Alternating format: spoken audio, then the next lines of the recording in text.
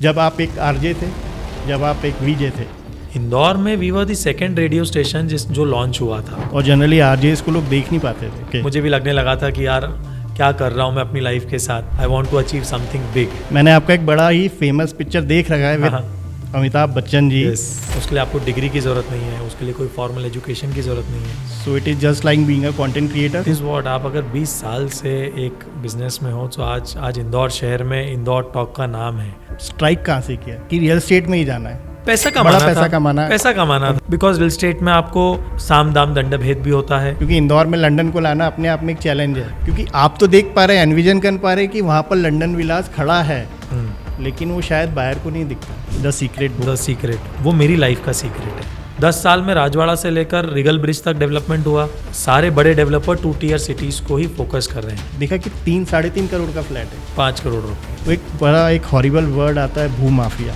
वो अवैध कॉलोनाइजिंग करते हैं, मतलब अवैध कॉलोनीज होती हैं वो। हाँ। एक खाली जमीन देख के बसा दी जाती है और आपको बेच दी जाती है। लोगों के जीवन की जमा पूंजी लग जाती है, एक शादी और एक घर। आप अपना जब भी घर खरीदो ना तो थोड़ा सा अपनी औकात से ज़्यादा खरीदो। अगर मैं बात करूँ वेल्थ क्रिएशन की, जो आपने बताया रेंटल इनकम, लेकिन हमारे यहाँ जो कॉन्सेप्ट है वो प्लॉट खरीद के रखने वाला है। बस यही बात है, हिम्मत करना पड़ेगी आपको।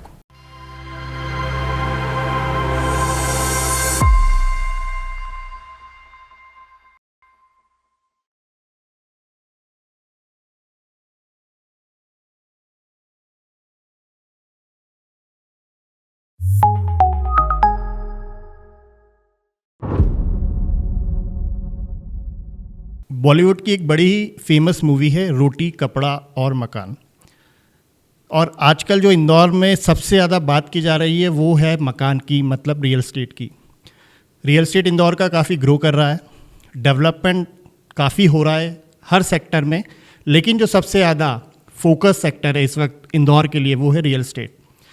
रियल एस्टेट के इंसाइट्स मुझे वैसे तो काफ़ी कुछ पता हैं, लेकिन क्या बोलते हैं ना, वो एक एक्सपर्ट इंसाइट्स, उसके लिए एक्सपर्ट से बात करना ज़रूरी होती है। तो आज के पॉडकास्ट में मेरे साथ हैं एनएम ग्रुप के managing director Niket Mangal ji. Niket sir, welcome to the studio. Thank you so much Ashish.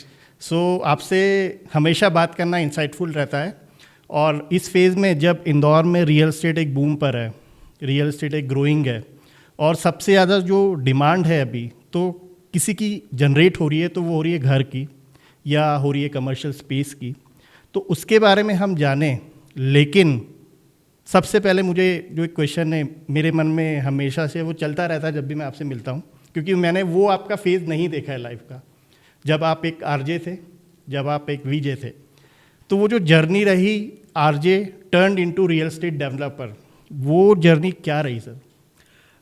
Journey आशीष बहुत इंटरेस्टिंग रही है मेरी। मैंने खुद ने कभी नहीं सोचा था कि मैं बीइंग एन आरजे कभी भी रियल एस्टेट में आ पाऊँगा और मैं इतनी बड़ी बड़ी बिल्डिंग्स बना पाऊँगा। But God has been very kind, and मैं एक जॉब करते करते, मैं पेपर में लिखता था दैनिक भास्कर में। उसके बाद मैंने टीवी में काम किया, उसके बाद मैंने आरजेइंग किया 3 साल तक। मैं 92.7 बिग एफएम में आरजे था। उसके बाद मुझे ऐसा लगा कि यार मैं कुछ बड़ा करने के लिए बना हूँ। मतलब मेरा पेट और मेरा मन जो है वो सिर्फ सैलरी से नहीं भरता था। महीने की 15,000 रुपये मुझे सैलरी मिलती थी, तो मुझे लगता था यार। ये किस ईयर की बात है सर? 2006 से 2008-9 तक मैं आरजे था। तो तब तक मैंने यही काम किया, मतलब उसके पहले जॉब करी, 7-8 साल तक मैंने जॉब किया है, 2002 से 2009 तक। तो वो एक जर्नी थी जब मैंने इन्जॉय भी बहुत किया, क्योंकि उस फेज़ में when I was 17-18 when I started my career, जब बहुत कम एज में मैंने अच्छा पैसा भी कमाया था। जॉब में जितना मिलता है तब जो मेरे दोस्तों को मिलता था पॉकेट मनी, उससे ज़्यादा तो मुझे पैसा सैलरी में मिलता था। क्योंकि उस टाइम ये क्रेज़ था आरजे होना, वीजे होना। हालांकि आज तो काफ़ी सैचुरेशंस पे चल रही हैं चीज़ें, लेकिन उस टाइम वो क्रेज़ था। इंदौर में we were the second radio station जो लॉन्च हुआ था। एंड जब मैंने रेडियो ज्वाइन किया था आई वॉज जस्ट 18 ईयर्स। तो उस उम्र में वो स्टारडम देखना मेरे लिए अपने आप बहुत बड़ी बात। और जनरली आरजेस को लोग देख नहीं पाते थे। Yes. आजकल तो बड़ा ओपन है कि आरजे दिख जाते हैं। तब मैं I was the first face of the station. Big FM के लिए जितने भी ऑन ग्राउंड इवेंट्स होते थे या सेलिब्रिटी इंटरव्यूज होते थे जो हमको ऑन ग्राउंड जाके करना पड़ते थे, वो मैं ही करता था। मैंने आपका एक बड़ा ही फेमस पिक्चर देख रखा है विद अमिताभ बच्चन जी। तो वो पिक्चर शायद उस टाइम आपने लिए तो यानी बिल्कुल एक क्रेज था उस चीज़ का। यस, बहुत इन्जॉय किया मैंने बीइंग एन आरजे। बट हाँ, वही एक फेज, फिर मैं मेरे लिए भी सैचुरेशन आ गया था। Okay. मुझे भी लगने लगा था कि यार क्या कर रहा हूँ मैं अपनी लाइफ के साथ, I want to achieve something big. And तब मैं बहुत सपने देखता था कि यार मुझे बड़ा आदमी बनना है, मुझे बिलियनर बनना है, मुझे बहुत सारा पैसा कमाना है। तो जॉब करते करते तो शायद मैं उतना पैसा कभी नहीं कमा पाते हैं। तो और इंदौर में रह के तो पर्टिकुलर नहीं कमा पाते हैं। और जैसे रियल एस्टेट एक ऐसा बिजनेस है जो कि हर किसी को वेलकम करता है। बिल्कुल। उसके लिए आपको डिग्री की ज़रूरत नहीं है, उसके लिए कोई फॉर्मल एजुकेशन की ज़रूरत नहीं है। सो it is just like being a content creator. Yes, इसमें भी कोई डिग्री की ज़रूरत नहीं है, बस पैशन होना चाहिए। सिर्फ आपका दिमाग क्रिएटिव होना चाहिए। और बीइंग इनटू मीडिया, इतने साल तक मैं मीडिया में रहा, तो क्रिएटिविटी तो मेरे में थी। तो मुझे ऐसा लगता था कि वही क्रिएटिविटी को मुझे कैनवास पे उतारना है और मुझे वैसी बड़ी बड़ी बिल्डिंग्स बनाना है। ओके। मुझे आशीष लिटरली मतलब ईंट रेती गिट्टी क्या होता है मुझे कभी पता भी नहीं था कि ये कैसे आता है, because I am a first generation real estate entrepreneur. Okay. मेरे मतलब फादर, फैमिली का कोई बैकग्राउंड नहीं है रियल एस्टेट मुझे का? 1 इंच ज़मीन भी नहीं मिली मुझे फैमिली से, बट मैं सपने बड़े देखता था कि यार मुझे बड़ा आदमी बनना है। और तब जब मैं फादर को, लोगों को बात करते हुए सुनता था, तो लोग यही बोलते थे यार सबसे ज़्यादा पैसा किस बिजनेस में है? रियल एस्टेट में। तो फादर थे किसी बिजनेस में या वो भी? हाँ, फादर मेरे एग्रो बिजनेस में है, हमारा फूड ग्रेन्स का बिजनेस है। तो फादर हमेशा उस बिजनेस में रहे, लेकिन ज़मीन खरीदना हमेशा एक बहुत बड़ी बात हुआ करती थी। आज भी है सर? आज भी है। तो मुझे लगता था कि यार जब मुझे ज़ीरो से ही शुरू करना है तो क्यों ना ज़मीन का धंधा किया जाए। बिल्कुल। एंड मैंने धीरे धीरे शुरू किया। फिर मैंने पता करना शुरू किया कि किस तरह से इस बिज़नेस में घुसा जा सकता है, किस तरह से शुरुआत होती है इस बिज़नेस की। और ये कब की बात है? ये मैं बात कर रहा हूँ 2011 के आसपास की। Okay. 2010-2011 में मैंने 2009 में रेडियो छोड़ा था। फिर 1 साल मैंने टाइम पास किया, समझा कि मुझे करना मतलब क्या है। इनसाइट्स गैदर किए रियल एस्टेट के। यस। तो टाइम पास तो नहीं हो सकता है? टाइम पास था, आई वांटेड अ ब्रेक। फिर 2010 से मैंने सीरियसली सोचना शुरू किया कि मुझे किस लाइन में जाना है। और एक बात मुझे बहुत अच्छी मेरे अंकल ने बताई थी, ये मेरे लिए एक लाइफ टर्निंग एडवाइस थी। So this is a life turning advice for everyone who wants to get into business और एनी काइंड ऑफ वर्क, कि आप एक बार जिस फील्ड को आपने पकड़ लिया, आप उसको फॉलो करते चलो। अगर आपने उस फील्ड को छोड़ा तो आप आगे नहीं बढ़ पाओगे, और अगर आपने उसी फील्ड को पकड़े रखा तो जब उसका अच्छा समय होगा तो आपको बड़ा फ्रूटफुल समय देकर जाएगा, बहुत बहुत रिटर्न्स देकर जाएगा। अगर आप, जैसे बोलते हैं कि अगर आप किसी बिजनेस के खराब समय में उसके साथ हो तो उस बिजनेस के अच्छे समय में वो आपको अपना साथ देगा। That is what we are trying to do sir. कि आपने भी देखा है कि हम लोग कई सालों से, पर्टिकुलर मुझे भी 2 डेकेड हो गए मीडिया में, तो वो ख़राब टाइम भी देखा, लेकिन होप है और पैशन है तो फॉलो कर रहे हैं उस चीज़ को। That is what. आप अगर 20 साल से एक बिजनेस में हो तो आज इंदौर शहर में इंदौर टॉक का नाम है, हर कोई जानता है। जिस नीश में आप हो, जिस जगह पर आप पहुंच गए, उस जगह पे और कोई नहीं पहुंच पाया। और कोई नहीं है sir. That reason is consistency. आपने इतने साल की मेहनत है, एक्सपीरियंस है। So that is what I am trying to do. जैसे जब मैंने रेडियो छोड़ा, उसके बाद मैंने एक ही फील्ड चुनी कि मुझे रियल एस्टेट में जाना है। तो ये स्ट्राइक कहाँ से किया कि रियल एस्टेट में ही जाना है? पैसा कमाना बड़ा पैसा था, कमाना, पैसा कमाना था। बड़ा पैसा रियल एस्टेट में होता है। यस, ये सुना था मैंने। अच्छा, सुना था आपने? लोगों से सुना था कि अगर सबसे ज़्यादा पैसा कमाना है इंडिया में तो रियल एस्टेट एक ऐसा बिजनेस में जिसमें आप सबसे ज़्यादा पैसा तो अभी है? यस, मुझे आज भी ऐसा लगता है कि रियल एस्टेट से ज़्यादा पैसा किसी भी फील्ड में नहीं है। वो तो बट ऑब्वियस है सर, टिकट साइज बहुत बड़ा है उस चीज़ का। तो मज़ा है ये बिजनेस करने में। ओके।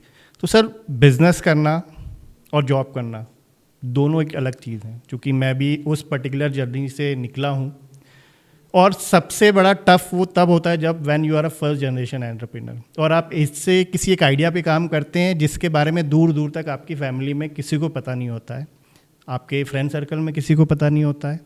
तो काफ़ी सारे बोलेंगे ना पजल्स होते हैं, अपने दिमाग में भी होते हैं, और उस टाइम शायद सपोर्ट करने वाले ज़्यादा नहीं होते हैं। तो ये कैसे आपने कोप अप किया इस पूरे फेज को, या कुछ मेंटर्स मिले आपको? यस यार, मुझे ऐसा लगता है कि लाइफ में हर किसी को जॉब तो करना ही चाहिए, ज़रूरी है वो। जॉब से जो डिसिप्लिन आपको सीखने को मिलता है, जो बिजनेस का हायरार्की पैटर्न आपको सीखने को मिलता है, आप आपके बॉस से कुछ ना कुछ सीखते ही हो।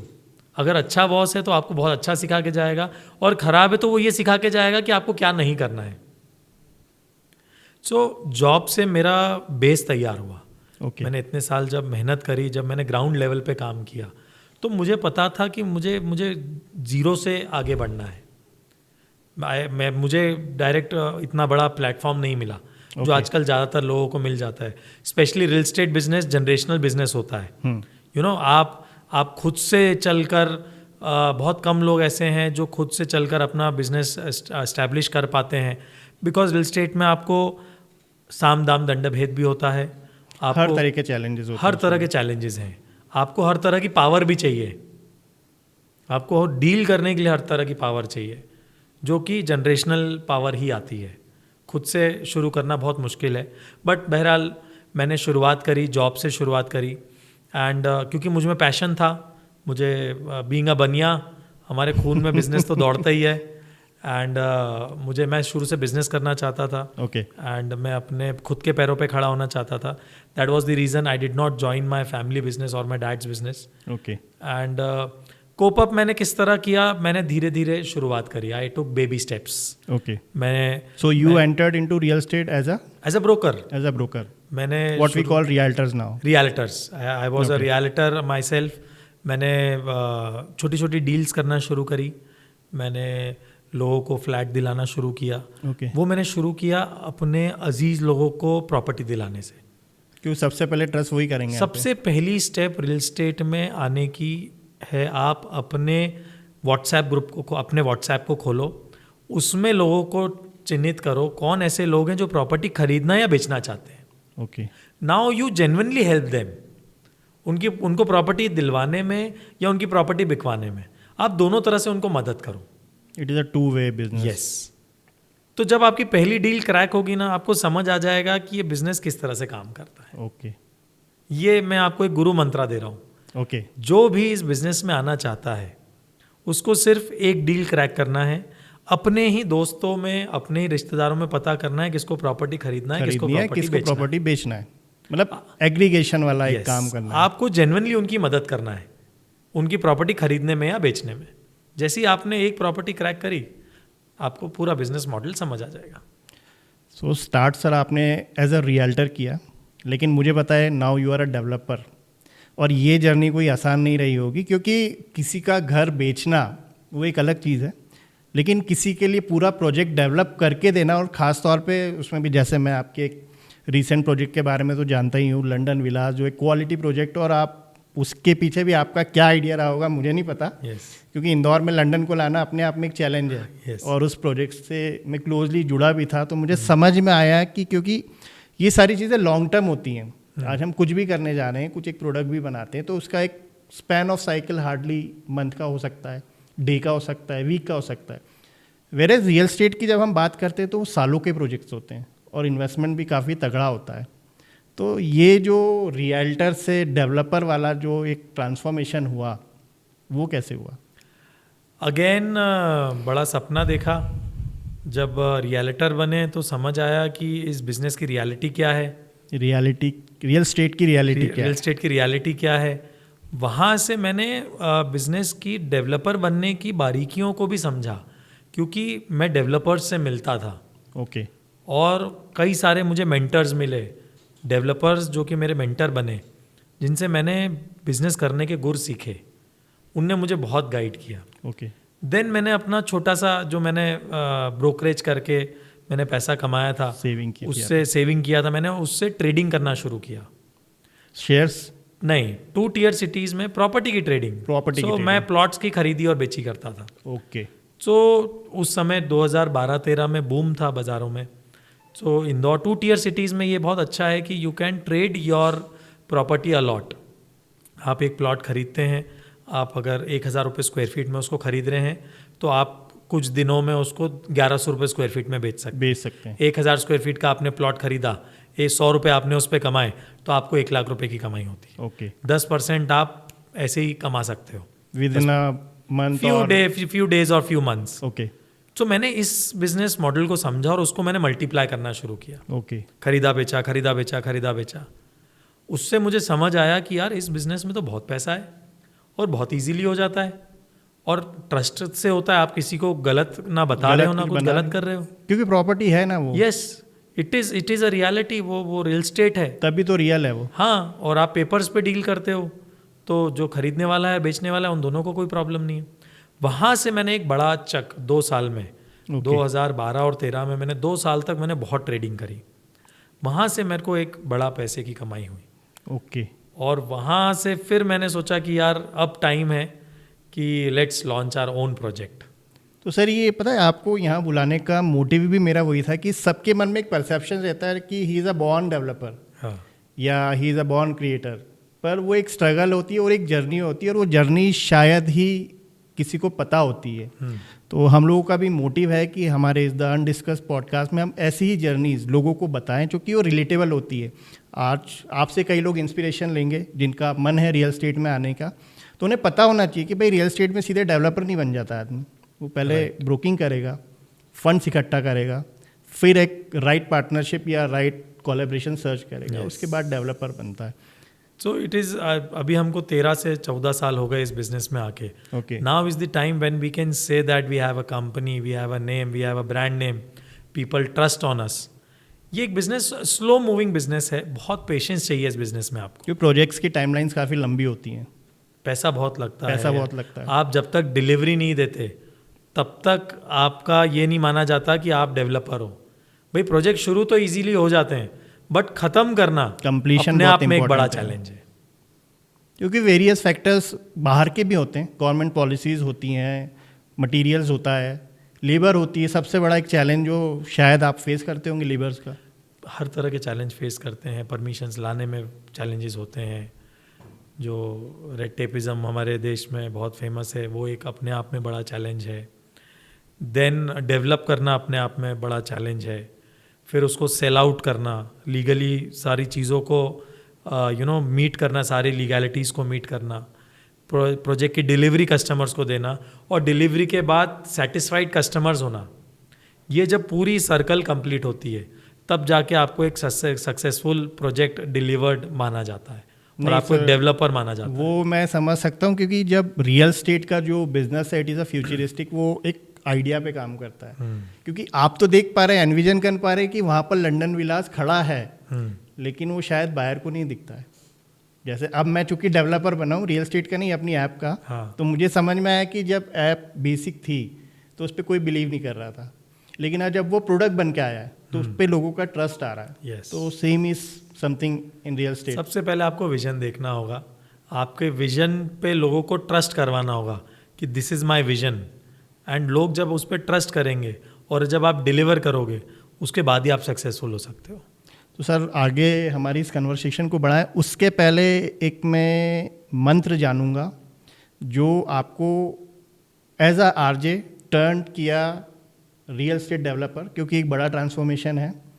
तो क्या वो एक छोटा सा मंत्र होगा? आपने एक जो मंत्र बताया वो तो रियल एस्टेट में आने के लिए बताया कि आपको डेवलपर कैसे बनना है, लेकिन बीइंग अ पर्सन वो एक ऐसा मंत्र जो सभी लोग फॉलो कर सकते हैं। बहुत कॉमन सी बात है, आजकल हर कोई उसकी डिस्कशन करता है और समहाउ मैंने भी उसी तरह से अपना लाइफ को नेविगेट किया है। सो द सीक्रेट बुक जो है, the secret book, the secret, वो मेरी लाइफ का सीक्रेट है। ओके। मुझे 2006 में जब मैंने रेडियो ज्वाइन किया था, मेरे बॉस ने मुझे वो मूवी दिखाई थी, तब वो एक मूवी के फॉर्म में आई थी। एंड उसके बाद मैंने उस मूवी को देखने के बाद सोचा कि यार चलो लेट्स ट्राई दिस। एंड उसमें बहुत छोटे छोटे एग्जाम्पल्स थे कि एक कॉफ़ी मग को आप अट्रैक्ट करते हो। आशीष, मुझे लिटरली वो चीज़ काम करती हुई दिखी। जब मैंने कॉफ़ी पीना चाही, मुझे कॉफ़ी मिल गई। मैं अपने ऑफिस कभी लेट पहुंचता था तो मैं घर से निकलता था और मैं सोचता मिलता था कि यार मुझे सही जगह पार्किंग मिल जाए ताकि मैं फट से ऑफिस पहुंच सकूं। एंड लिटरली मुझे सही जगह पे पार्किंग मिल जाती थी, ठीक मेरे ऑफिस के सामने। ये छोटे छोटे एक्सपेरिमेंट से मैंने सोचा कि यार ये जो ग्रैटिट्यूड है और लॉ ऑफ अट्रैक्शन है, ये काम करता है। It is a power of manifestation, It is. जो शायद मैं भी अभी महसूस कर पाता हूँ कि अभी पहले मैं सोचता नहीं था ज़्यादा, क्योंकि उस विजन को पहले जहाँ तक पहुँचना उसके लिए एक प्रोडक्ट ज़रूरी था, प्रोडक्ट बना है तो अब सोचता हूँ और अब होता है वो। Manifestation works, trust me. आप दुनिया की कोई भी बुक उठा लो, ग्रंथ उठा लो, जो भी आपको सक्सेस की बात करता है इंसान, वो मैनिफेस्टेशन की ही बात करेगा। Okay. सबसे पहले उसने विजन देखा होगा, सबसे पहले उसने सपना देखा होगा और उसने हकीकत में उसको बदलने के लिए मेहनत की होगी। बिल्कुल, दिस इज मैनिफेस्टेशन। आप सिर्फ सपना देखकर आप नहीं पा सकते, आपको उस रास्ते पे चलना ज़रूर होगा। आपको इंदौर से भोपाल जाना है, आपको रास्ता पता है कि मुझे भोपाल मेरी डेस्टिनेशन है, पहले आपको ये डिसाइड करना होगा कि आपकी डेस्टिनेशन क्या है। फिर आपको रास्ते पे निकलना पड़ेगा इंदौर से। रास्ते में जो प्रॉब्लम्स आएंगी वो हम झेल लेंगे, लेकिन सबसे पहले निकलना पड़ेगा, तो वो मेहनत आपको ज़रूर करना पड़ेगा। मतलब कहीं पहुंचने के लिए निकलना तो होगा। यस, तो मैं बोलूँगा कि सबसे ज़रूरी, कोई भी इस पॉडकास्ट को जो लोग सुन रहे हैं, मैं उनको ये सजेस्ट करूँगा कि कोई भी बोलता है कि मैनिफेस्टेशन इज़ बकवास, लॉ ऑफ अट्रैक्शन काम नहीं करता, उनको बिल्कुल ट्रस्ट मत करो। लॉ ऑफ अट्रैक्शन बिल्कुल काम करता है। मैं उसके साथ उसका एक जीता जागता एग्जाम्पल हूँ। मैंने जॉब से आज मैं एक इंदौर शहर का डेवलपर हूँ। ये पूरी जर्नी में सबसे ज़्यादा साथ अगर मेरा किसी चीज़ ने दिया है तो लॉ ऑफ अट्रैक्शन। और एक डेकेड की जर्नी होगी ये कि उससे 13 ईयर्स। 13 ईयर्स मतलब ग्रैंड है, लेकिन जो भी है जैसे अभी आपका एक नया प्रोजेक्ट भी आ रहा है, ग्रैंड है। यस, तो उसी की तरह आपकी ये जर्नी भी ग्रैंड रही है।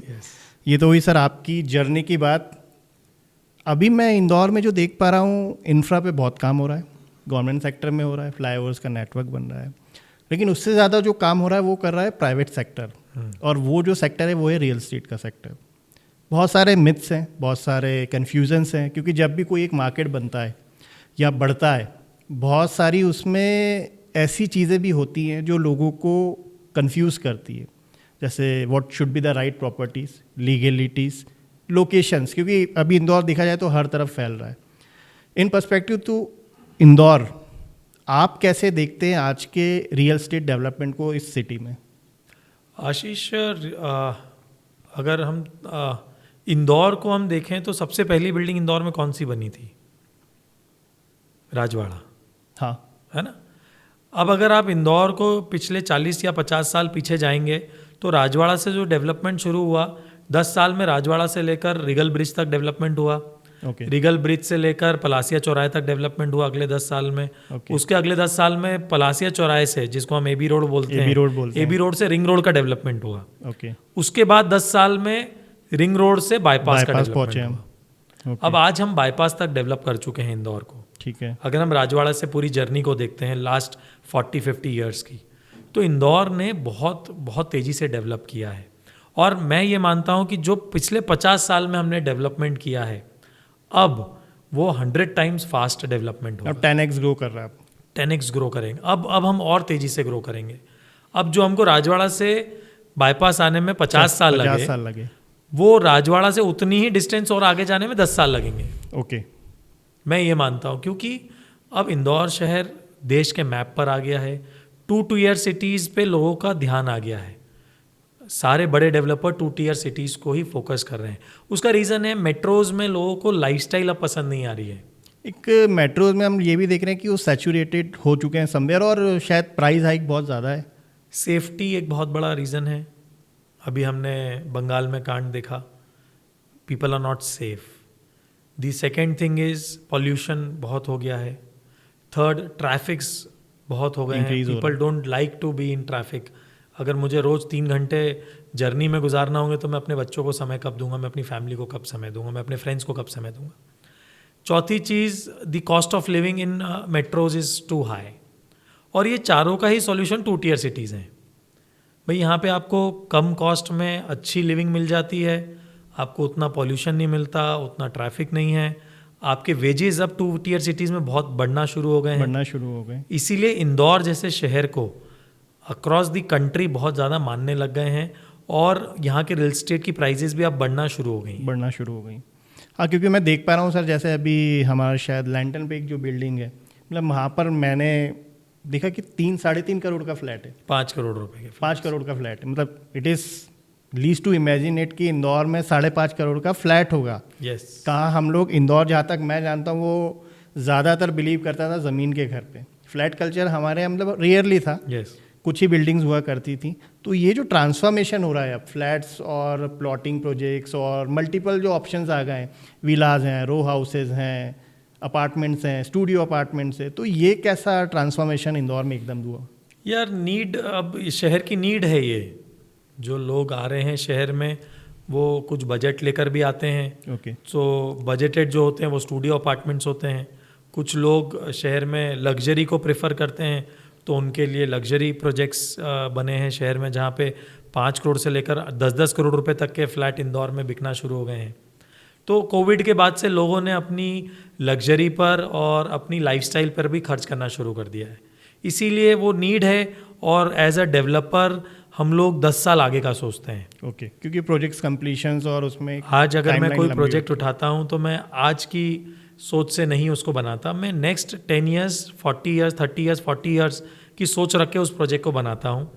जैसे कि हम अपने नए प्रोजेक्ट्स में ग्रीन बिल्डिंग को बहुत ज़्यादा फोकस कर रहे हैं कि बिल्डिंग जो है वो सस्टेनेबल हो, अगले कई सालों तक उसमें बहुत कम एनर्जी की ज़रूरत हो, बहुत उसमें पॉल्यूशन बनाते समय हम लोग बहुत क्रिएट ना करें, जो लोग वहाँ रहें वो एनर्जाइज्ड रहें, सोलर को हम लोग बहुत यूज़ कर रहे हैं।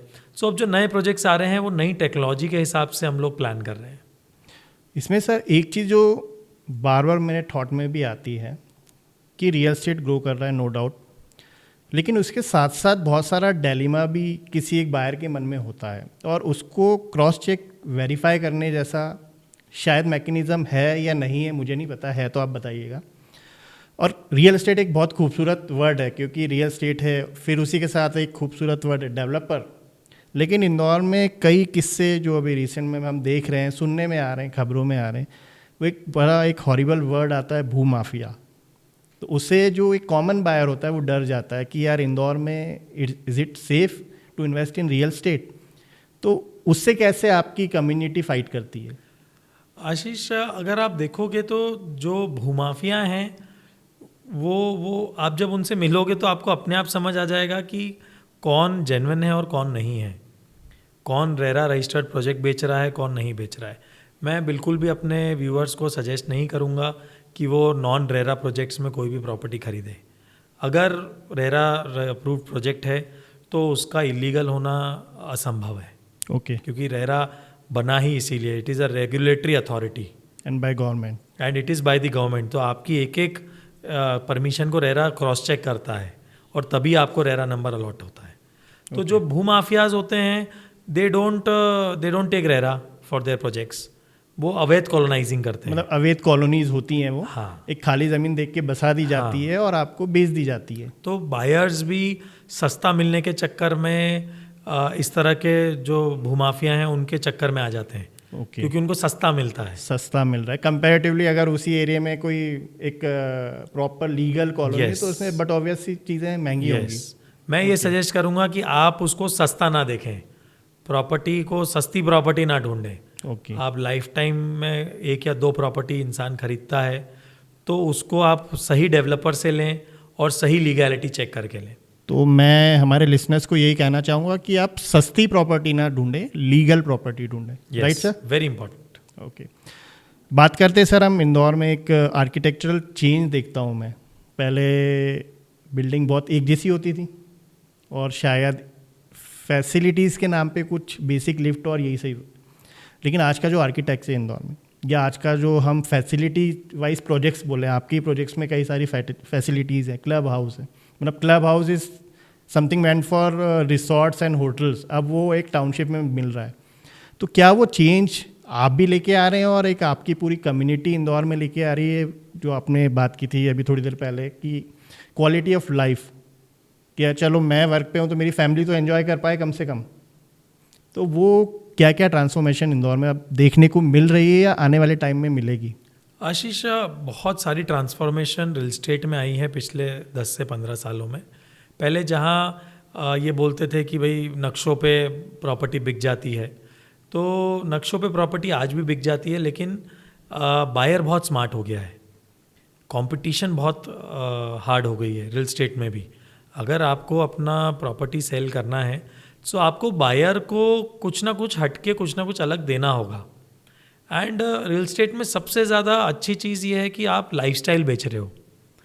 Eight NM Group we don't sell property, we counsel people to buy property, but we show them कि what we are making for them. आज उनकी लाइफस्टाइल कैसी होगी। आज हम जब अपने आर्किटेक्ट्स के साथ बैठकर प्रोजेक्ट की प्लानिंग करते हैं तो हम एक इंसान की पॉकेट के हिसाब से, आज उसका बजट जो होता है, जो आज उसकी जिस लिविंग स्टैंडर्ड में वो रह रहा है, उसकी नीड्स को ध्यान में रखते हुए हम एमिनिटीज़ देते हैं। ओके। फॉर एग्जाम्पल, अगर आपका छोटे बच्चे हैं और उनको स्कूल छोड़ने जाना है और अगर बस स्टॉप पर बस 10 मिनट के लिए नहीं आई तो आप कितनी देर तक खड़े रहेंगे बाहर? हम अपने प्रॉपर्टी के बाहर अपने बच्चों के लिए स्टैंड बनाए हैं, बस स्टैंड्स बनाए हैं, ओके, वेटिंग लाउंज बनाए हैं हमने अपने मेन गेट्स पर, ओके, कि लोग वहाँ बैठकर इंजॉय भी कर सकें, अगर कोई वेट कर रहा है तो उनके लिए वेट कर सकें।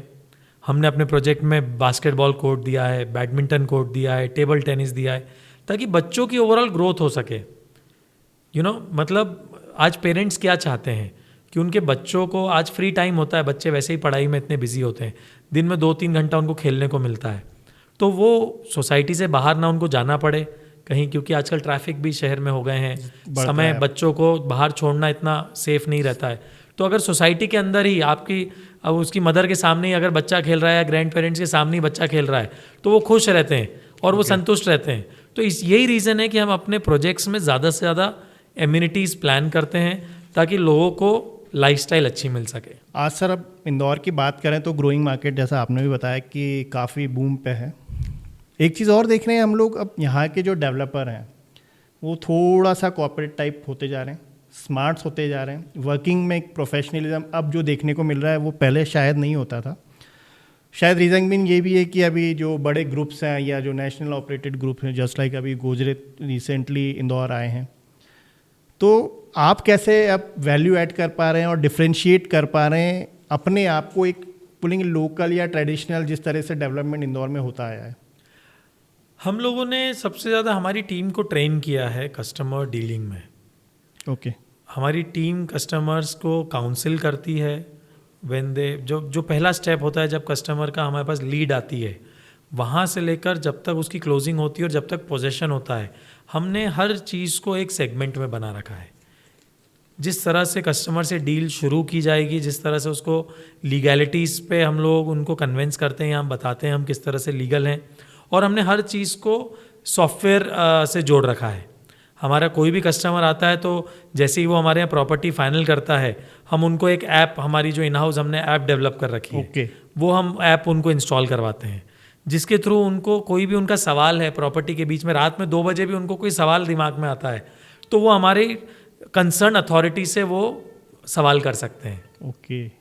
वो 24/7 अपनी प्रॉपर्टी को बनते हुए देख सकते हैं, मतलब प्रोग्रेस आप वो ट्रैक कर सकते हैं? प्रोग्रेस ट्रैक कर सकते हैं वो। ओके। वो उनको हमारे लीगल डिपार्टमेंट में बात करना है, अगर हमारे कंस्ट्रक्शन डिपार्टमेंट में बात करना है, सेल्स डिपार्टमेंट में बात करना है, फाइनेंस डिपार्टमेंट में बात करना है, जिस भी डिपार्टमेंट में बात करना है, सभी लोगों का उसी ऐप पर वो 24/7 ऑनलाइन रहते हैं। ओके। पहले तो ये सब चीज़ें पहले ऐसा नहीं होता, पहले तो देखने जाना पड़ता था। तो यही हम ट्रांसफॉर्मेशन लेकर आ रहे हैं हमारे टेक को आप के लिए। अब लेके आए हैं रियल एस्टेट में, ताकि ईज कर पाए। आप अपने काम को तो ईज कर ही रहे हैं, साथ ही साथ जो भी आपके कस्टमर हैं उनको एक रियल टाइम अपडेट सब मिलना शुरू हो गए हैं प्रोजेक्ट्स के। यस। ओके। इससे क्या बदलाव आपने देखा पूरे कस्टमर को? बहुत ईज हो जाता है। कस्टमर बहुत उसको परेशानी नहीं होती है। वो पहले ऐसा सोचता था कि यार बिल्डर है, बहुत बड़ा आदमी होगा, हम कैसे उसको कॉल करेंगे या कैसे हम उससे बात करेंगे। अब बहुत इजी रीच हो गई है। ओके। मैं खुद उस ऐप पर ऑनलाइन रहता हूँ। अगर आपका 3 लेवल पे अगर आपकी प्रॉब्लम सॉल्व नहीं होती तो 4th लेवल पे मैं खुद, अच्छा, मल्टी लेवल मॉनिटरिंग है, तो 4th लेवल पे मैं खुद अवेलेबल होता हूँ। किसी भी इशू को, कोई भी आप टिकट रेस करते हो, उसका अगर 3 दिन में अगर सॉल्यूशन नहीं होता तो चौथे दिन वो मेरे पास प्रॉब्लम आ जाती है। ओके। तो मेरी टीम भी बहुत ज़्यादा सतर्क रहती है किसी भी प्रॉब्लम की सॉल्यूशन देने में। मतलब ये सब नया है, मतलब मैंने नहीं सुना था इस बारे में कि ऐसी भी अब चीज़ें आप यूज़ कर रहे हैं। मतलब it is great. Yes. Real estate लोगों, हम सपना बेच रहे हैं। सपना भी सर, और वो बहुत महंगा सपना है, मतलब लोगों के जीवन की जमा पूंजी लग जाती है, एक शादी और एक घर। ये दो चीज़ ऐसी होती हैं कि मतलब एक ड्रीम होता है किसी का भी कि शादी भी ग्रैंड करना है और घर भी ग्रैंड लेना है। तो वो एक सपना ही है जिसको आप पूरा कर रहे हैं। मुझे एक बात ना शाहरुख खान की याद आती है। शाहरुख खान ने एक इंटरव्यू में बोला था कि आप अपना जब भी घर खरीदो ना तो थोड़ा सा अपनी औकात से ज़्यादा खरीदना। ओके, अब वो औकात से ज़्यादा कैसे खरीद पाएंगे सर? बस यही बात है, हिम्मत करना पड़ेगी आपको। ओके, आप हिम्मत करोगे तो आप अच्छा घर खरीद पाओगे और आपका मैनिफेस्टेशन जो है वो आपको उस घर के लायक बना देगा। ओके, सो ये एक बहुत बड़ा पॉइंट है। जब भी आप अपना घर खरीदो तो थोड़ा सा अपनी बजट से ज़्यादा खरीदना, ताकि आप उस लेवल की लाइफस्टाइल जीने लग जाओ और मैनिफेस्टेशन आपको हेल्प करेगा उस लेवल तक वापस आने के लिए। शायद आप तभी ऐसी लाइफस्टाइल वाले घर बना रहे हैं जो पहले हमने देखा लंदन विलास। अभी एक जो मैंने पढ़ा कि कहीं it is inspired from Rome. NM pride. तो ये थॉट्स कहाँ से आते हैं सर? मतलब इंदौर एक बेसिक सिटी है, 2 टियर सिटी है, मेट्रो सिटी तो है नहीं। ऐसा कोई आर्किटेक्ट शायद किसी को यहाँ समझ में भी नहीं आता होगा। क्योंकि मुझे नहीं लगता जो उस कॉलोनी में रहने आ रहे हैं, जैसे लंदन विलास में अगर कोई रहना है तो वो लंदन गया होगा। अगर 100 में से बोलूँ तो एक 10% लोग गए होंगे। लेकिन आप कैसे लंदन को इंदौर ले आते हैं या रोम को इंदौर ला रहे हैं? मैं ट्रैवल बहुत करता हूँ, मुझे ट्रैवल करना बहुत पसंद है। और मैं हर साल वो सिटी चुनता हूँ जिसका मुझे आर्किटेक्चरल देखना है, जिसकी मुझे आर्किटेक्चरली स्टडी करना है, और मैं उसकी स्टडी करके फिर उस प्रोजेक्ट को इंदौर में प्लान करता हूँ कि अब मुझे इस तरह का जो आर्किटेक्चरल व्यूज़ हैं वो मुझे इंदौर में चाहिए। मुझे मेरे लोगों के लिए वो चीज़ लानी है जो सदाबहार हो। हम कोई भी ऐसा प्लान नहीं करते जिसकी शेल्फ लाइफ कम हो। आज हमारे जो भी प्रोजेक्ट्स आप देखोगे, जो उनके एलिवेशंस देखोगे, उनकी प्लानिंग देखोगे, तो वो नेक्स्ट 30, 40, 50 ईयर्स को हमने ध्यान में रखते हुए बनाए हैं। हाँ, शायद तभी इसीलिए एंट्री ग्रैंड होती है एकदम। मतलब मेरे हिसाब से तो उस एंट्री पे आपने काफ़ी इन्वेस्ट किया होगा, जस्ट टू ऐड कि भाई वैल्यू ऐड हो रहा है उसमें, कि भाई गेट से जब भी कोई सुबह निकले तो एक फ्रेश माइंड से निकल रहा है, लेकिन जब वो शाम को एकदम थका आ रहा है तो वो जो एंटर करेगा तो यार he is entering into a London lifestyle. मुझे हमेशा ऐसा लगता है कि जब आप अपनी सोसाइटी में घुस रहे हैं तो वो जस्ट एक सोसाइटी नहीं होना चाहिए, वो ग्रैंड पैलेस होना चाहिए। हर इंसान का घर जितना भी बड़ा वो खरीदता है वो अपने हैसियत के हिसाब से बहुत बड़ी चीज़ खरीदता है, और जब वो उसमें जाए तो उसको किंग की फीलिंग आना चाहिए कि मैं किसी रिसॉर्ट में जा रहा हूँ। जैसे आपने बताया, जब वो घर से निकले या जब घर में आए या उसके कोई मेहमान घर में आए तो उनको लगना चाहिए कि वो किसी एक पैलेस के अंदर एंट्री कर रहे हैं। तो वहीं आपका मैनिफेस्टेशन अगेन काम आता है। मतलब आपने पावर ऑफ मैनिफेस्टेशन को अपने आर्किटेक्ट में यूज़ किया हुआ है ताकि वो फील करें वैसा कि भाई मैं लंदन विलास में रह रहा हूँ, यानी एक वो ग्रैंडनेस है। और उसी हिसाब से फिर उनका परसेप्शन बनता है जो शायद उनके काम में भी अफेक्ट करेगा, वो हमेशा या क्वालिटी ऑफ लाइफ में अफेक्ट करेगा। ये तो रही सर आर्किटेक्ट की बात। अब आज का जो मैं रियल एस्टेट सिनेरियो देख रहा हूँ उसमें घर, प्लॉट, विला, अपार्टमेंट के अलावा कई तरह के ऑप्शंस आ गए हैं। चाहे हम बात करें फ्रिक्शन बाइंग की या बात करें वेल्थ क्रिएशन की, मतलब ऐसे अब बहुत सारे प्रोडक्ट्स रियल एस्टेट में हमको देखने को मिल रहे हैं। तो ये सारे प्रोडक्ट हैं क्या? एज अ कॉमन बायर या यूज़र मुझे इस बारे में ज़्यादा नहीं पता है।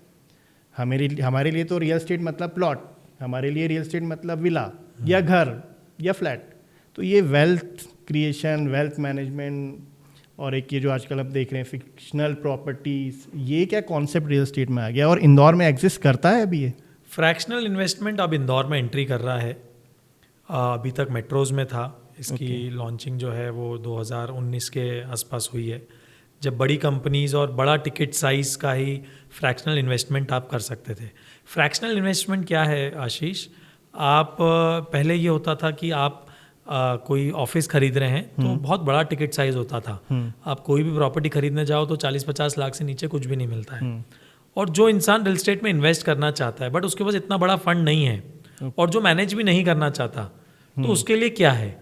तो गवर्नमेंट उसके लिए एक ऑप्शन लेकर आई जिसका नाम है फ्रैक्शनल इन्वेस्टमेंट, रीट्स जिसको बोलते हैं। रीट्स रियल एस्टेट इन्वेस्टमेंट ट्रस्ट जिसको बोलते हैं। तो रीट्स के थ्रू आप फ्रैक्शनल इन्वेस्टमेंट, यानी कि आप अगर 1000 स्क्वायर फीट का एक ऑफिस है तो उसमें 10 बायर्स भी हो सकते हैं, 20 बायर्स भी हो सकते हैं। ओके। वो सब मिलकर उस प्रॉपर्टी को खरीद सकते हैं और उसकी रेंटल इनकम सब में बांट सकते हैं या मिलकर उस प्रॉपर्टी को बेच सो सकते it is applicable just for rental income, no it is not like that, no it is not like that. आप किसी भी तरह से उसको यूज़ कर सकते हैं, आप उसको सेल भी खरीद भी सकते हैं, फ्रैक्शनल इन्वेस्टमेंट में खरीदते भी हैं लोग। ओके। जैसे कोई प्रॉपर्टी है जो 1 करोड़ रुपए की है और 10 लोग मिलकर उसको खरीदना चाहते हैं या 50 लोग भी उसमें इन्वेस्ट करना चाहते हैं, तो सबको थोड़ा थोड़ा फ्रैक्शन ऑफ इन्वेस्टमेंट करना होगा और उसका जो रिटर्न है वो सब में इक्वली बढ़ जाएगा जितना आपका परसेंटेज का आपने खरीदा होगा।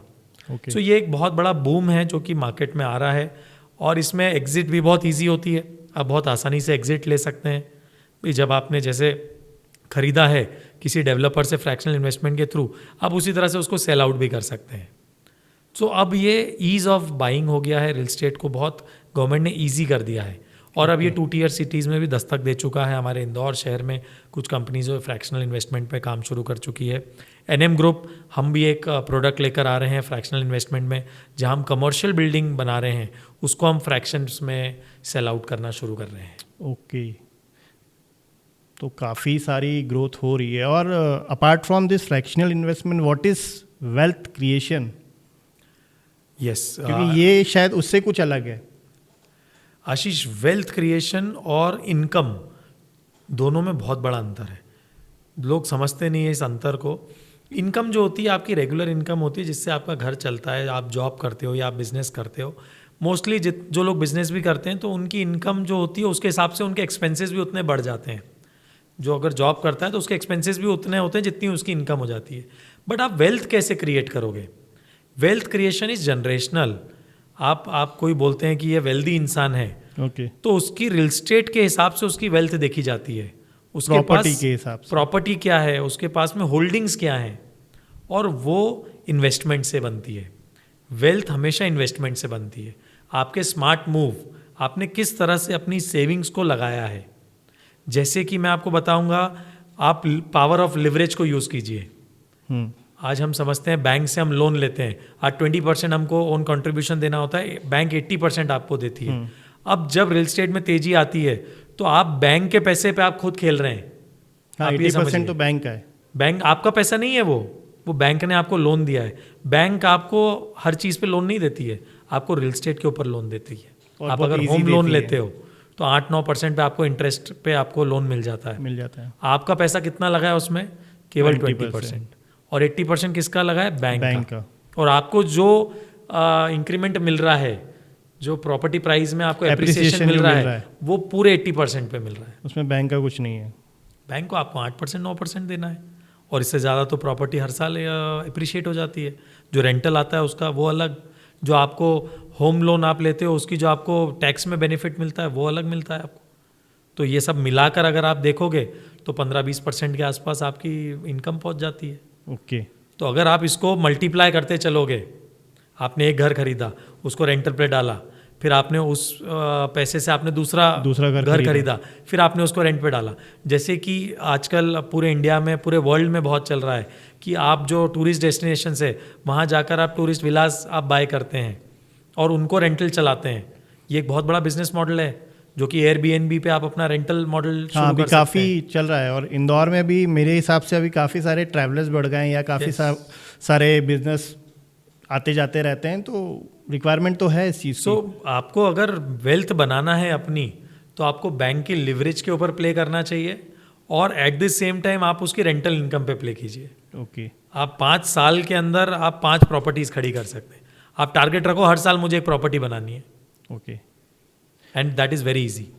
और अगर मैं बात करूँ वेल्थ क्रिएशन की, जो आपने बताया रेंटल इनकम पे, लेकिन हमारे यहाँ जो कॉन्सेप्ट है वो प्लॉट खरीद के रखने वाला है, तो वो कैसे उस चीज़ को कॉन्ट्रडिक्ट करता है? या जो जिन लोगों ने प्लॉट खरीद के ऐसा इन्वेस्टमेंट कर रखा है, क्या उन्हें उस वेल्थ क्रिएशन पे जाना चाहिए? अब ये एक बहुत अच्छा ट्रिकी सवाल है। इसमें मैं ये बताऊंगा, जैसे मेट्रो के जो लोग हैं ना, जो मेट्रोज में रहते हैं, वो 2 टियर सिटीज़ में बहुत इन्वेस्ट कर रहे हैं, क्योंकि एट द सेम टाइम अब उनको मेट्रोज में प्लॉट्स नहीं होते हैं, वहाँ फ्लैट्स होते हैं, फ्लैट्स होते हैं, वहाँ पे लैंड तो है ही नहीं, लैंड वहाँ पर है ही नहीं।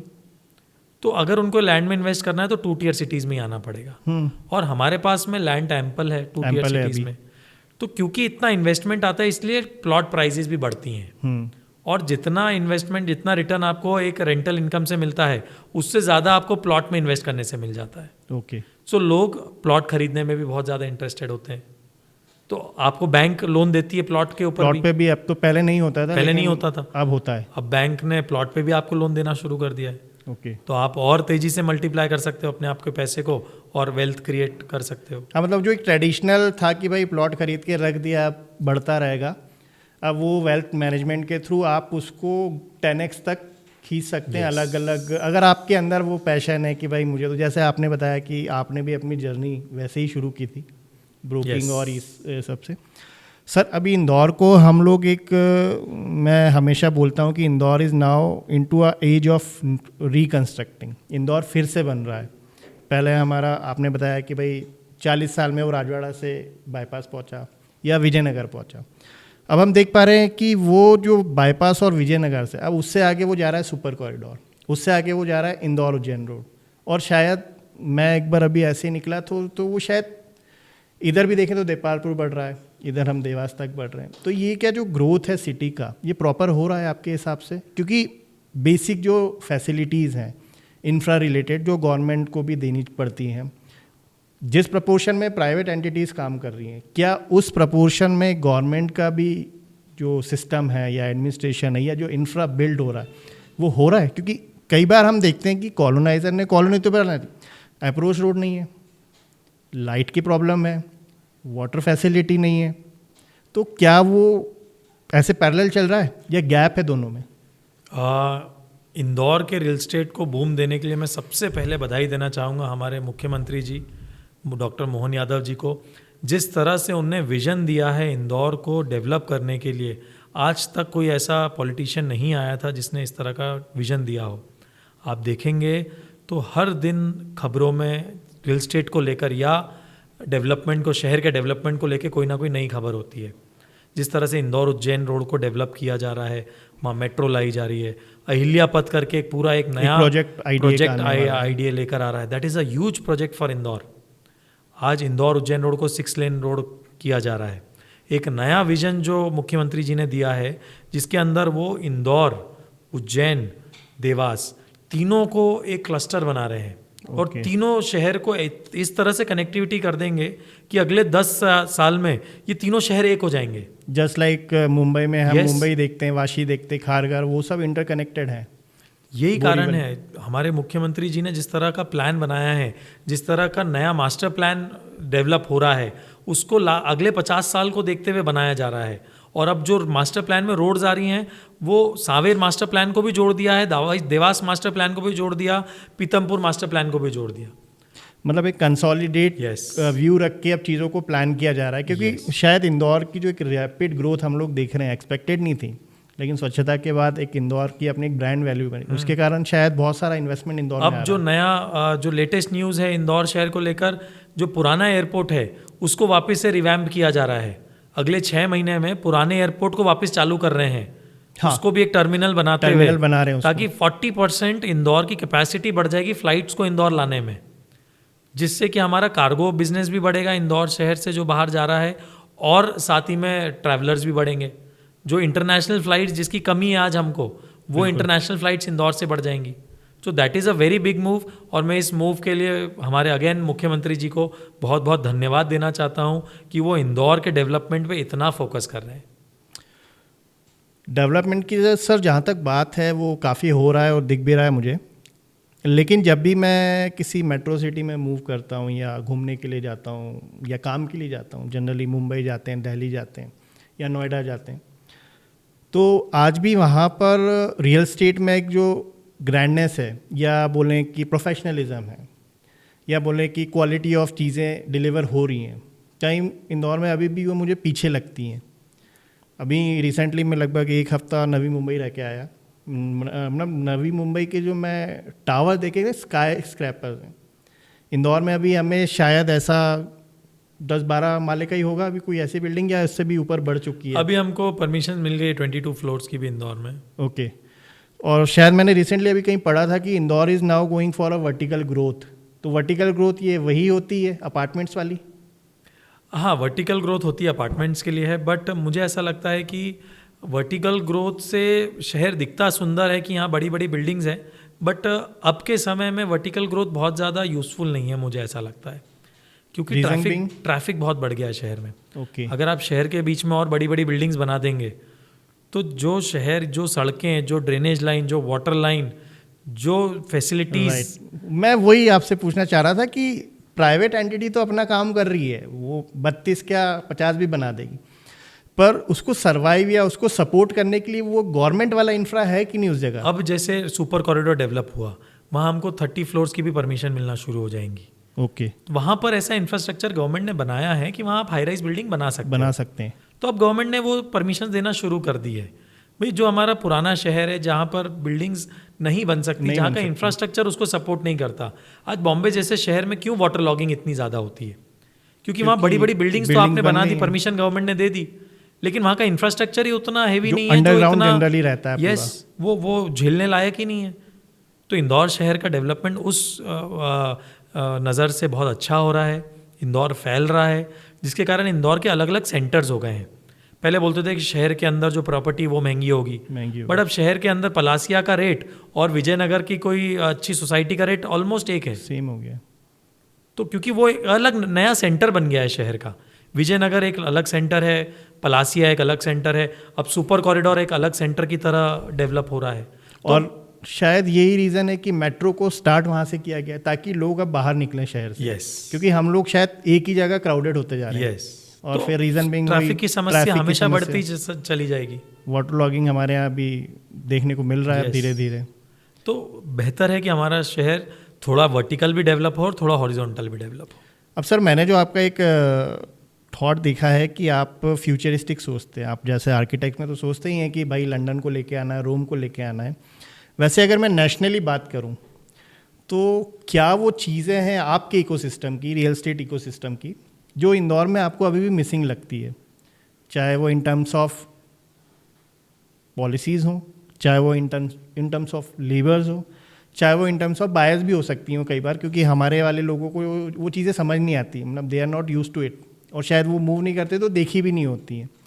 तो अगर मैं इंदौर वर्सेस अदर सिटी बोलूँ तो क्या वो पॉजिटिव साइड से इंदौर की, और क्या वो नेगेटिव साइड से जो वहाँ पर मेट्रोज में ज़्यादा इजीली हो जाती हैं और इंदौर में आपको चैलेंज फेस करना पड़ता है? सबसे पहले हम पॉलिसी की बात करें तो हमारे प्रदेश में ये दुर्भाग्य है हमारा कि हम लोगों को परमिशंस समय पर नहीं मिल पाती। बिल्डिंग परमिशन, स्टेट बिल्डिंग सब तरह की परमिटी है, टाउन एंड कंट्री प्लानिंग है, बिल्डिंग परमिशन है, कॉलोनाइजिंग परमिशन है, कॉलोनाइजर लाइसेंस है, बहुत सारी परमिशंस होती हैं एक बिल्डिंग को शुरू करने के पहले। मतलब लगभग कितनी परमिशंस होती होंगी एक बिल्डिंग? अराउंड 35 के आसपास परमिशंस होती है जो हमें बिल्डिंग अलग अलग डिपार्टमेंट से जो हमें लेना होती है। एनवायरनमेंट की होती है, पॉल्यूशन की होती है, इलेक्ट्रिक बोर्ड की होती है, PWD की होती है, टाउन एंड कंट्री प्लानिंग होती है, नगर निगम की होती है, ग्राम पंचायत की होती है। बहुत सारी परमिशंस है जो हमें लेना पड़ती है, हर डिपार्टमेंट में हमको जाना पड़ता है। हमको कोई प्रोजेक्ट शुरू करने के लिए एटलीस्ट 1 से सवा साल का समय लग जाता है परमिशंस में, right from the registry of the land till RERA, permissions में लग जाता है। हैदराबाद अगर आप स्टडी करेंगे तो हैदराबाद में 1 मंथ का क्राइटेरिया है, 1 महीने में 0 से 100 तक की सारी परमिशंस आपको 1 महीने में मिल जाती है। सिंगल विंडो सिस्टम है, सिंगल विंडो सिस्टम है वहाँ। अगर आप महाराष्ट्र देखेंगे तो वहाँ पे 2 महीने का क्राइटेरिया है। आप साउथ अगर जाते हैं वहाँ पे और फास्ट आपका डेवलपमेंट होता है। दिल्ली में अगर देखेंगे तो 2 महीने में आपको परमिशंस मिल जाती है। दैट इज़ द रीज़न वहाँ पर प्रॉपर्टी प्राइजेस जो हैं और इंदौर की प्रॉपर्टी प्राइजेस बहुत कुछ सिमिलर हैं, क्योंकि अगर हमको प्रोजेक्ट लेट शुरू करने को मिलता है तो उसका जो हमारा इंटरेस्ट का लॉस है, जो हमारा जितने भी हमारे एक्सपेंसेस है, फिक्स्ड एक्सपेंसेस है, जो हमारे वेरिएबल एक्सपेंसेस हैं, ये सारे उस प्रोजेक्ट में जाते हैं और वो अल्टीमेटली बायर को देना पड़ता है, जिस कारण से हमारे यहाँ प्रॉपर्टी प्राइस बढ़ जाती है। हाँ, क्योंकि रिसेंटली मैं देख रहा हूँ कि बहुत ज़्यादा राइज हो रहे हैं प्रॉपर्टी। तो ये राइज जस्टिफाइड है, या जो आपने एक रीज़न बताया कि भाई प्रोजेक्ट की परमिशन और डिले हमारी साल बाद हो रही है तो उसके कारण ये राइज हुआ है? उसके कारण भी राइज हुआ। दूसरा माइग्रेशन बहुत हो गई, प्रॉपर्टी प्राइजेस जो बढ़ रही है इंदौर में, उसका बहुत बड़ा कारण माइग्रेशन है। मेट्रोज से लोग अब इंदौर आना शुरू हो गए हैं, वो चाहे अपने बच्चों के एजुकेशन के लिए हो, चाहे वो खुद की लाइफस्टाइल के लिए हो, वो एक क्वालिटी लाइफ जीना चाहते हैं। आज अब लोग है ना अपने सेंटर की तरफ, मतलब दिल की तरफ खिंचना शुरू हो गए हैं। कोविड के बाद से लोगों को पीस ऑफ माइंड चाहिए। सो तभी 2 टियर सिटीज़ में एटलीस्ट 4x 5x का रिटर्न लोगों को मिला है लास्ट 4-5 ईयर्स में, और मेट्रोज़ में उतना रिटर्न नहीं मिला है। क्यों? क्योंकि मेट्रोज़ के लोग अब 2 टियर सिटीज़ में आ रहे हैं, या वो लोग जो इंदौर के थे कहीं गए हुए था वो वापस वो भी लोग आ रहे हैं, वो लोग इन्वेस्ट भी कर रहे हैं और वो खुद भी वापस आ रहे हैं। फिर जो IT कंपनीज इंदौर में आ रही है, TCS इन्फोसिस आ चुकी है, नरसी मुंजी सिम्बॉयसिस, इस तरह के कॉलेज आ चुके हैं। इस तरह का जो डेवलपमेंट शुरू हो गया है शहर में, वो लोग भी एम्प्लॉयमेंट खींच रहे हैं। ओके। जिसके कारण से लोग यहाँ पर अब लाइफस्टाइल भी क्यों सुधरती जा रही है, क्योंकि शहर में पैसा भी आ रहा है, तो लोग स्पेंड भी बहुत कर रहे हैं। स्पेंड कर रहे हैं इसलिए नई नई अपॉर्चुनिटीज़ शहर में बिजनेस की भी डेवलप हो रही हैं, और उसी से पूरा इकोसिस्टम चल रहा है ये। यूँ तो सर इंदौर का जो रियल एस्टेट है वो हर जगह एक्सपांड कर रहा है, लेकिन पर्टिकुलरली अगर ये कोई पॉडकास्ट सुन रहा है तो क्या वो एरियाज़ है, जैसे अगर हर एक में, जैसे मैंने देखा कि मैं एनविजन करता हूँ कि भाई अभी जो निपानिया एरिया है वहाँ पर जनरली जो मैंने देखा है कि अपार्टमेंट कल्चर ज़्यादा है, फिर बाईपास जाते हैं तो वहाँ प्लॉटिंग प्रोजेक्ट्स ज़्यादा है। तो ऐसे आप थोड़ा सा सिंप्लीफाई करके बताएंगे कि इंदौर के किस एरिया में किस टाइप का डेवलपमेंट हो रहा है और वो किसके लिए बेस्ट सूटेड है। एक प्रॉब्लम मैंने और जो मैं देखता रहता हूँ और मैंने फेस भी करी है बहुत बार, हमारे यहाँ जनरली जो प्लॉटिंग प्रोजेक्ट्स होते हैं उसमें suppose I am end user, मुझे तो घर बनाना है और मैंने प्लॉट ले लिया कि भाई मेरा घर बन जाएगा, लेकिन वो जो कॉलोनी होती है वो निकल जाती है इन्वेस्टर कॉलोनी, जहाँ 100 प्लॉट में हार्डली 10 घर बनने होंगे और बाकी ने सब होल्ड करके रखा है। अब या तो मैं अकेला 10 के साथ रहूँ, तो ये जो डायलेमा, ये जो प्रॉब्लम होती है, इसका कुछ सॉल्यूशन है। हालांकि मैंने बहुत से प्रोजेक्ट्स में देख रहा हूँ कि केवल वो एंड यूज़र को ही बेचते हैं, वो प्लॉटिंग इन्वेस्टमेंट के लिए दे ही नहीं रहे। तो ये जो सारी चीज़ें हैं कहीं ना कहीं ये उस मार्केट को भी रोकती नहीं है। आशीष, ये एक चैलेंज है जो हर 2 टियर सिटी उठाती है, क्योंकि डेवलपमेंट शहर के बाहर ही होता है, और जहाँ पर एक डेवलपर जाकर कॉलोनी प्लान करता है या डेवलप करता है, जब वो डेवलप करता है बट नेचुरल है कि तब एकदम से लोग रहने वहाँ नहीं आ जाते, नहीं आते, क्योंकि अब आपको जो प्रॉपर्टी चाहिए आपको अपने बजट में भी चाहिए, शहर के अंदर बजट में मिल नहीं पाती है। वो अगेन फ्यूचरिस्टिक सोच होती है। जो इंसान आज प्रॉपर्टी बाय करता है वो ये सोच के करता है कि 5 साल बाद या 8 साल बाद मैं वहाँ जाके रहूँगा। ओके। इसीलिए डेवलपमेंट आज शहर के बाहर होता है, वहाँ पे प्रॉपर्टी प्राइसेस आपको कम मिल जाती है। 5 साल बाद 10 साल बाद जब लोग वहाँ रहना शुरू करते हैं, जब सिटी वहाँ तक एक्सपैंड हो जाती है, जब गवर्नमेंट फैसिलिटीज़ वहाँ तक जाना शुरू हो जाती है, नगर निगम वहाँ तक अपनी फैसिलिटीज़ देना शुरू करती है, तब जाके वो एरिया डेवलप होता है। अगर मैं सर इसको सिंप्लीफाई करूँ, मतलब फॉर द ईज़ ऑफ जो भी हमारे लिसनर हैं, कि हम एक टाइम फ्रेम रखते कि भाई जो 2 से 5 साल में प्रॉपर्टी लेके शिफ्ट होना चाह रहा है तो उसे कहाँ इन्वेस्ट करना चाहिए, जिसका टेन्योर और ज़्यादा है कि भाई मैं अगले 5 साल बाद इंदौर आने वाला हूँ या मुझे इन्वेस्ट लॉन्ग टर्म के लिए करना है, तो उसे क्या करना चाहिए। और जो सोच रहा है कि यार मुझे तो इंस्टेंटली शिफ्ट होना है हाल 1 साल 2 साल के अंदर, उसे क्या करना चाहिए। जो इंस्टेंटली शिफ्ट हो रहा है वो शहर के अंदर रह सकता है, क्योंकि उसको शिफ्ट होते रहना है, तो प्लॉट्स और विलाज में वो ट्राई कर सकता है। जो इन्वेस्टमेंट के हिसाब से करना चाहता है, ये मैं आपके फोरम पे बोलना चाहूँगा कि ये मंत्र आपको दे रहा हूँ, अगले 4 साल में अगर आपको अपना पैसा 2 गुना या 3 गुना करना है तो आप उज्जैन रोड को पकड़ लीजिए, क्योंकि सिंहस्थ 4 साल बाद उज्जैन में सिंहस्थ होने वाला है। पूरा मध्य प्रदेश गवर्नमेंट की निगाहें सिर्फ और सिर्फ इंदौर से उज्जैन की इस रोड के ऊपर है। सारा डेवलपमेंट इस रोड पे होने वाला है। Okay. Property prices skyrocket हो जाएंगी। So it is a master property for investors, yes. You can say. Bypass जो है वो एक सैचुरेट हो चुका है, वहाँ पर जो प्राइजेस हैं वो बहुत सैचुरेट हो चुकी हैं। अब इतनी ज़्यादा प्राइजेस हो चुकी हैं कि हर कोई इन्वेस्टमेंट के हिसाब से नहीं खरीद सकता। वहाँ पे अब रियल यूज़र जा रहा है। ओके। तो अगर आप एक रियल यूज़र हैं जो नेक्स्ट 3 to 4 ईयर्स में अपना घर बनाकर रहना चाहते हैं तो bypass is a place for you. Okay. Super corridor is again a place जिसको मेट्रो से अच्छी कनेक्टिविटी चाहिए, जिसको ह्यूज बिल्डिंग्स में रहने का मन है या IT कंपनीज़ के पास में रहने का मन है, तो वो सुपर कॉरिडोर उसके लिए एक बहुत अच्छी लोकेशन है। ओके। फिर देवास रोड अपने आप में एक बहुत अच्छी लोकेशन है।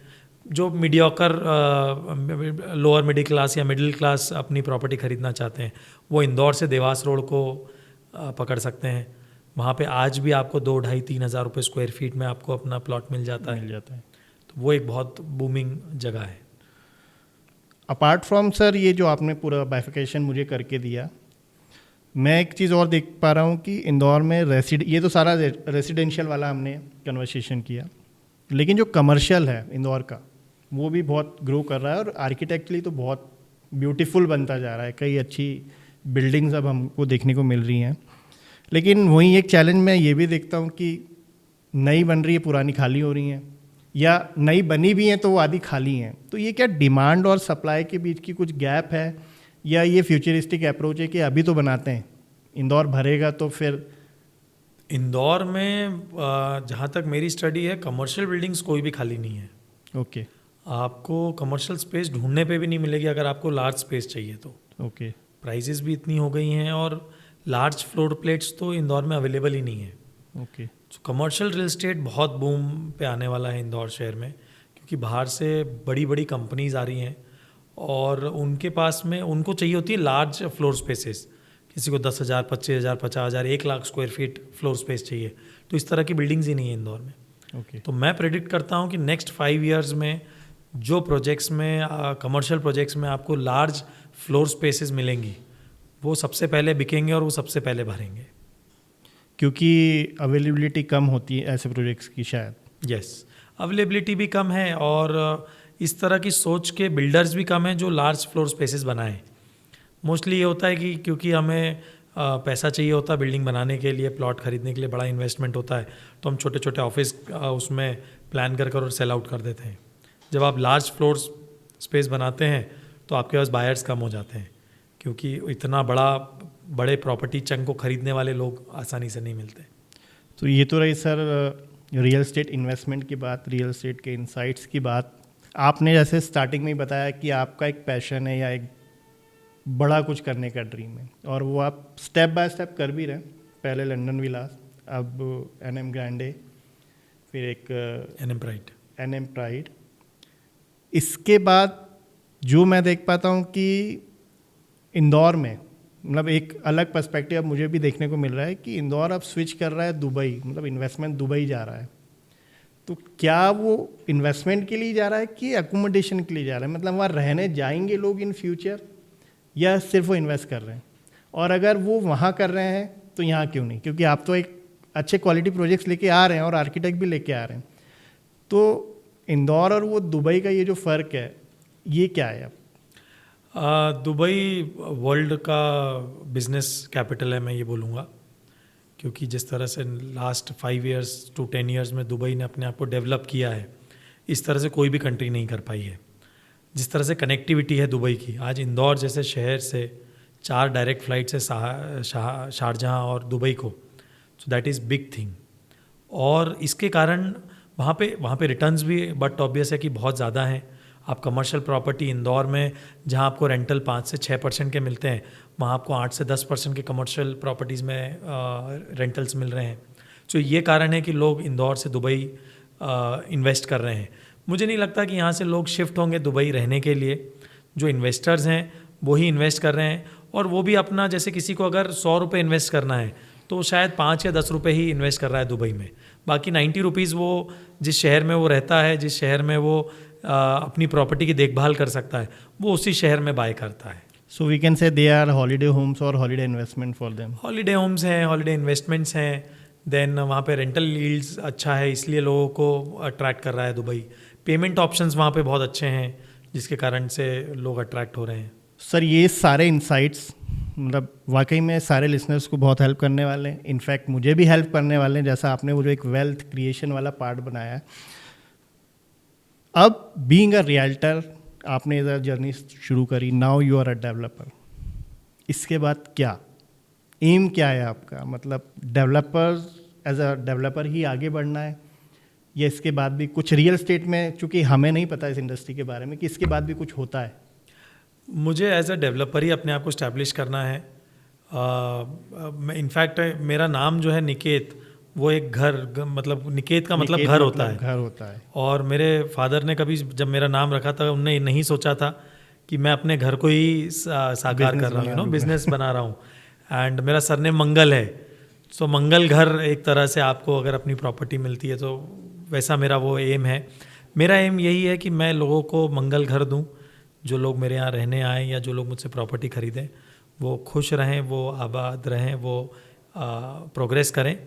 एंड बीइंग मुझे I want to be a developer only. मैं एज अ डेवलपर अपने आप को स्टैब्लिश करना चाहता हूँ आगे भी, बट मैं अपने शहर इंदौर को एक मेट्रो सिटी बनते हुए देखना चाहता हूँ। और मैं चाहता हूँ कि उस जर्नी, उस 2 टियर सिटी से एक मेट्रो सिटी की जर्नी जो है उसमें मैं अपना योगदान दूँ, उस हवन में मैं अपनी आहुति दूँ, और जो लोग सालों तक याद रखें हमारी बिल्डिंग्स को, हमारे प्रोजेक्ट्स को और हमारे नाम को। जैसे आपने शुरुआत की थी, जैसे राजवाड़ा आज भी सबको याद रहता है। यस।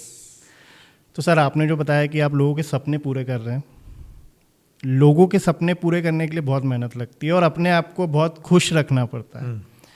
इंदौर टॉक का भी वही विजन है कि ये पॉडकास्ट सीरीज़ भी हम लोगों ने इसलिए शुरू की कि हम लोग लोकल को सेलिब्रेट करना चाहते हैं। आपकी स्टोरी ऐसी, इंदौर में बहुत स्टोरीज जो वाकई में लोगों को कनेक्ट करेंगी, और उसी थॉट को लेके इंदौर टॉक भी बना है। जब भी मैं आपको बताता हूँ तो हम लोगों का मोटिव भी वही है कि इंदौर को एक इंदौर की पहली मीडिया टेक कंपनी देना है, या एक इंदौर का अपना इंफोटेनमेंट चैनल देना, जो इंदौर की भाषा में बात करता हो, इंदौर की नब्ज़ समझता हो, और जो आप लोग काम कर रहे हैं उनको लोगों तक पहुँचाए। उसके लिए बहुत सारा फिर देन अगेन मेहनत करनी है, खुश रहना है। तो वो खुशी का एक मूल मंत्र आप वो मुझे दे के जाइए, क्योंकि मैं पिछले 2 पॉडकास्ट से बता रहा हूँ कि मैं रियल एग्जांपल्स को ज़्यादा मानता हूँ। मुझे नहीं पता था कि आप अभी तक डेवलपर बैकग्राउंड से नहीं आते, मुझे तो यही लगता था कि आपका एक फैमिली बिजनेस है। वो पहले आप शौकिया तौर पे आरजे बने थे और फिर भाई पापा ने बोला कि चलो बिज़नेस ज्वाइन करो, हो गया तुम्हारा। लेकिन आज आपके बातों से वो पता पड़ा कि you are a first generation entrepreneur, so am I. तो वो सर, खुश रहने का मूल मंत्र, स्ट्रेस मिटाने का मूल मंत्र, और जो सोचा है उसको पाने का मूल मंत्र क्या है? आशीष, मैंने भी अपने मेंटोर से ये चीज़ सीखी और कई बड़े लोगों के पॉडकास्ट सुनकर और बुक्स पढ़कर मैंने एक चीज़ देखी है कि पैसा कमाने से आपको खुशी नहीं मिलेगी। ह्यूमन रिलेशनशिप्स जो है ना, उससे आपको सबसे ज़्यादा खुशी मिलेगी। चाहे वो आपके दोस्त हों, चाहे आपके फैमिली, जैसे आपकी मदर है, फादर है, वाइफ है, बच्चे हैं, ये रिलेशंस अगर आपके स्ट्रांग रहेंगे ना तो आपको खुशी मिलेगी। आप चाहे कितना भी अचीव कर लो, आप अचीव खुद के लिए करते हो, बट अल्टीमेटली आपको वो चीज़ उतना खुश नहीं करेगी। सेलिब्रेट तो उन्हीं के साथ करना है। सेलिब्रेट आपको अपनी फैमिली के साथ करना है, फ्रेंड्स के साथ करना है। सो मैं कोशिश करता हूँ कि मैं बैलेंस बनाऊँ अपने पर्सनल लाइफ और प्रोफेशनल लाइफ में। I enjoy a lot with my friends, with my family, with my kids. जितना मैं बिजनेस को टाइम देता हूँ उतना ही टाइम मैं अपनी पर्सनल लाइफ को भी देता हूँ। सो मेरा खुश रहने का और मोटिवेटेड रहने का मूल मंत्र है फ्रेंड्स एंड फैमिली। तो शायद सर इसलिए आजकल फोकस भी वर्क लाइफ बैलेंस पे बहुत किया जा रहा है। So sir, it was a great conversation. वाकई में इंदौर के रियल एस्टेट मार्केट से जुड़े जो इंसाइट्स मिसिंग थे अभी तक हमारे, और लिसनर्स के लिए भी होंगे, वो आपने काफ़ी प्रोवाइड करे हमें। और ये इंसाइट उन लोगों को भी हेल्प करेगा जो इंदौर को मूव करने की सोच रहा है या प्रॉपर्टी लेने की सोच रहा है, और साथ ही साथ ऐसे सभी लोगों को वो मोटिवेट भी करेगा जो आपकी जर्नी से कहीं ना कहीं इंस्पिरेशन ड्रॉ करेंगे। मैंने तो की है और करता रहूँगा। तो sir, thank you for coming on this podcast show. Thank you so much Ashish, यहाँ मुझे बुलाने के लिए। मैं आपकी जर्नी भी देख रहा हूँ, BTV से लेकर और आज इंदौर टॉक जैसा इतना बड़ा इंदौर को आपने सौगात दी है। आज इतना बड़ा आपने व्यूअर बेस क्रिएट किया है, that's a huge thing. And मैंने आपको मोटिवेटेड देखा है, हमेशा नए नए कॉन्सेप्ट आप लेकर आते हो, एंड हम हमेशा डिस्कस करते हैं जब भी आप नए कॉन्सेप्ट पे काम करते हो। So I have always seen you growing, and I would always wish कि इंदौर टॉक इसी तरह से इंदौर जैसे शहर में है वैसे ही ग्लोबली उसका नाम हो और इंदौर शहर का भी नाम हो। Thank you so much for inviting me here and talking to me. Thank you. Thank you, sir.